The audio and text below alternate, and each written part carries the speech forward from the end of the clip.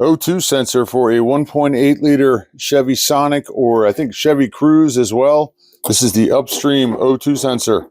Came in a nice package. It was wrapped up nice in this plastic right here. Just want to show you. It is a 22 millimeter. I've got a 22 millimeter O2 sensor socket on here, and the 22 millimeter fits on there perfect. Just to show you what it looks like. This is what it looks like brand new coming out of the box. And this has the 4-pin connector on here. The overall length on this from tip to tip is about 23 inches, just so you know. You can see we've got the black gray, the white to white. Got a little flexible end on this side of it, covered in plastic. Yeah, it's as much as I can get it. I don't want to overdo it. Take this off.